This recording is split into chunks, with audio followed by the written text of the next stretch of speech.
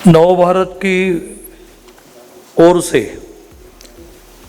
Startup की उड़ान इस कंसेप्ट को लेकर एक बड़ा एक्सरसाइज आज पूरा दिन भर किया गया।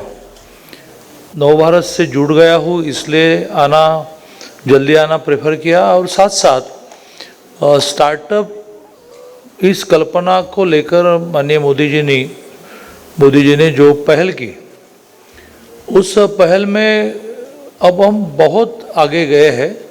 तो यहाँ क्या क्या तरुण तरुणियों ने इंट्रोड्यूस किया है वो देखने में मुझे इंटरेस्ट है, क्योंकि अब देश में जिस प्रकार से मोदी जी ने सपोर्ट किया तो महिला स्टार्टअप में हम दुनिया में फर्स्ट आए और पुरुष स्टार्टअप में हम दुनिया में सेकंड आए। तो ये एक अपनी विशेषता है और ये विशेषता आज नहीं, 5000 साल का जो इतिहास लिखित है और उसके पहले का पुराण माना जाता है, लेकिन वो भी हुआ ही है ना।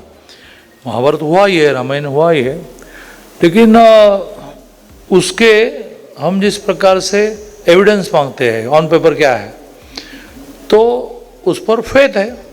रामायण हुआ है, राम हुआ है, महाभारत हुआ है, श्री कृष्ण हुआ है, लेकिन 5000 साल के बारे में भी सोचते हैं तो देश में हमेशा हर विषय में हम आगे ही रहे हैं। क्योंकि मुझे बहुत स्टडी करना था, न्यू एजुकेशन पॉलिसी में लगभग 30% क्रेडिट्स अब इस विषय को दिए जाएंगे कि अपनी परंपरा क्या है। क्या ऐसा है कि हम एक दूसरे से अनपढ़ लोग थे? तो इस देश में पहला ऑपरेशन हुआ वो 2400 साल पहले हुआ, और अभी हम कहते हैं कि पाश्चिमात्य देशों ने मेडिकल साइंस डेवलप किया, ऑपरेशन डेवलप किए, तो पहला, और पाश्चिमात्य देश भी मानते हैं क्योंकि फिर से वो स्क्रिप्ट है ना, कब हुआ, किसने किया। तो 2400 साल पहले इस दुनिया में पहला ऑपरेशन हुआ जो भारत में हुआ। या ऐसे माना जाता है कि दुनिया का पहला विश्वविद्यालय यूनिवर्सिटी वो ये ईस्वी सन 1200 में हुई। हाँ, ऑक्सफोर्ड उसका नाम है, लेकिन हमारा नालंदा तो ईस्वी सन 400 का है।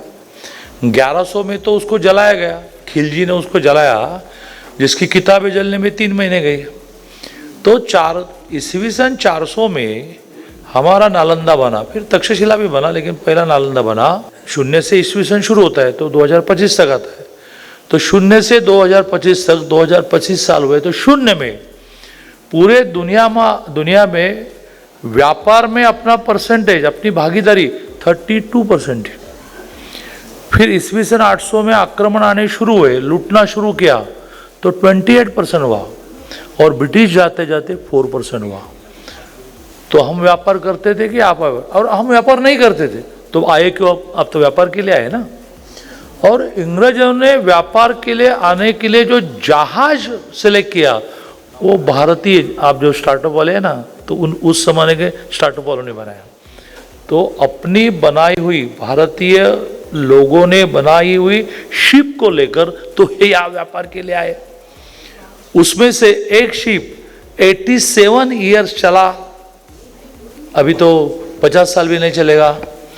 तो ऐसी बड़ी परंपरा है कि, या और भी एक आध वाक्य कहना है तो दुनिया की पहली डिक्शनरी का अर्थ होता है कि हमने हिंदी शब्द यूज़ किया, उसका मराठी, हमने हिंदी शब्द यूज़ किया तो इंग्लिश। ये दुनिया की पहली डिक्शनरी भारत में बनी। अब यहाँ एक डेक्कन यूनिवर्सिटी, डेक्कन कॉलेज ने डेक्कन यूनिवर्सिटी करके है, वहाँ जितने भी अपने पुराने ग्रंथ थे, जितने भी, उस सबको पढ़ा गया तो 1000 करोड़ शब्द मिले, 1000 करोड़।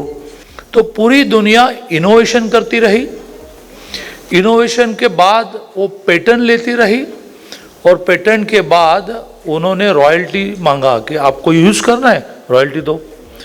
तो पूरी जिंदगी वो व्यक्ति एक शोध लगाकर, एक इन्वेंशन करके पूरी जिंदगी रॉयल्टी लेता रहा, और रॉयल्टी का हिस्सा गवर्नमेंट को भी मिलता रहा।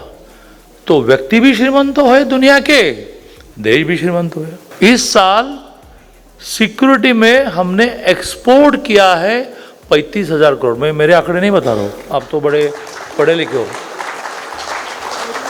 अब जो ब्रह्मोस बना, जिसके कारण हम पाकिस्तान पर जाकर एग्जैक्ट हमला कर पाए, उस ब्रह्मोस की पूरी दुनिया में डिमांड बनी है कि भाई ये हमको चाहिए।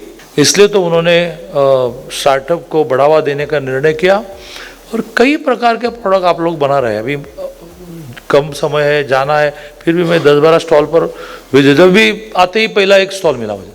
उन्होंने सैनिटरी नैपकिन ऐसा बनाया है कि जो गर्म पानी में डालने के बाद पिघल जाएगा। मेरे लिए नया है, ये तो नई चीज़ है कि जिसमें सैनिटरी नैपकिन यूज़ करो, गर्म पानी में डालो, ख़त्म। सैनिटरी नैपकिन वैनिशिंग, यह महिलाओं का कितना बड़ा प्रॉब्लम एक इनोवेशन के कारण पूरा हो जाता है। आपको सबको पता ही है कि कोविड का वैक्सीन ढूंढा तो पूरी दुनिया में वो चला। 60 देश ऐसे हैं अंडर डेवलप कि जिनको वैक्सीन भारत ने दिया। अब पूना वाले ने जो वैक्सीन ढूंढा है वो पूरे दुनिया ने मान्य किया, यूज़ करना शुरू किया। वो है महिलाओं के कैंसर पर का वैक्सीन, जो 12वें साल में देने के बाद, यानी जब वो 9वीं में होगी, 8वीं में होगी, देने के बाद उसको पूरी जिंदगी कैंसर नहीं होगा। पूर्वा ये भारत में पूना में ढूंढा गया वैक्सीन। अब महाराष्ट्र सरकार सोच रही है कि जैसे कोविड का वैक्सीन सबको फ्री दिया, वैसे ये भी स्कूलों में, कॉलेज में फ्री देने का एक मॉड्यूल डेवलप हो रहा है। तो मुझे लगता है कि इसलिए इस प्रकार के सारे स्टार्टअप का बहुत महत्व है कि जिसमें बिजनेस स्टार्ट करेंगे, कोई उस प्रोडक्ट को उठाएगा, पैसा कमाएंगे, माता पिताजी को अच्छी स्थिति में रखेंगे। ये तो भौतिक चीज़ें हुई। इसमें आध्यात्मिक चीज़ ऐसी है कि दुनिया की रिक्वायरमेंट को ध्यान में लेकर मैंने कुछ ढूंढा और उस ढूंढे हुए चीज़ को पब्लिक ने उठाया। तो आज मैं भी एक आध प्रोडक्ट में, वैसे मेरे माता पिताजी दोनों मिल वर्कर थे। मेरा पूर्व संचित इतना है कि मेरे माता पिताजी मिल वर्कर थे और मैं 2 बार टेक्सटाइल मिनिस्टर बना।